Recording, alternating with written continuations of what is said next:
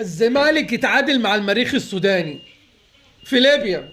يعني الماتش مش في مدرمان، اما لو في مدرمان كان حصل فينا ايه؟ كان حصل فينا ايه يا زمالك؟ ربنا اراد الماتش يتلعب في ليبيا، ربنا واقف معانا واحنا مش واقفين مع نفسينا، يبقى احنا اللي فينا حاجه غلط يا زمالك. النهارده انت بتلعب المريخ السوداني، ما بتلعبش كوكب المريخ. امال في ايه؟ ده لو فرقه البلاستيك عندنا كان كسبت المريخ السوداني. ده مش منظر فرقه يا جماعه. المريخ مش فرقه جامده، مش فرقه تخوف، احنا الفريق مهلهل. احنا دلوقتي بقى عندنا عقده. احنا والله يا جماعه عندنا عقده. اي فريق يلعب قصادنا يلبس احمر احنا بنفتكره هو، بنفتكره هو، وهو مش هو مش هنا. الزمالك مهلهل، الزمالك فريق تعبان، احنا مش حاسين بجديد في نادي الزمالك.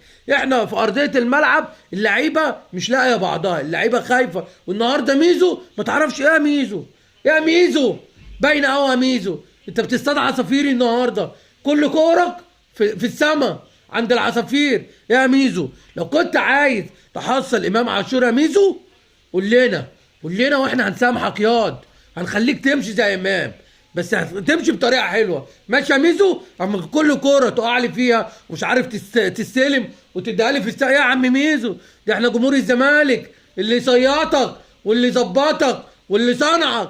فحرام يا عم ميزو اللي انت بتعمله فينا ده، حرام. طبعا النهارده المأموريه صعبت علينا، كلنا عارفين الماتش الجاي في تونس، وتونس لنا معاها حكايات، لينا في رادس حكايات وروايات. يعني تقريبا كده بنسبة 90% اللي احنا هنخرج الماتش الجاي. ليه؟ عشان انت هتقابل ايه؟ فريق الترجي، فريق محترم على ارضه، ما بيرحمش حد على ارضه. واحنا لينا في رادس حكايات والناس كلها عارفة. طبعا مجلس الادارة كده مبسوط. ليه؟ خرجنا من الكاس واهو، وخرجنا من الدوري، وخرجنا من افريقيا. كده مجلس الاداره بنشكر مجلس الاداره عن خروج الزمالك في جميع البطولات. ارحمونا يا جماعه، ارحمونا، محدش حاسس بينا. جمهور الزمالك تعب.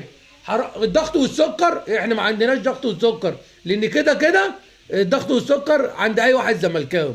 احنا داخلين على مرحله القلب، فمرحله القلب دي مش هتظهر غير ابتداء من الماتش الجاي في ماتش الترجي.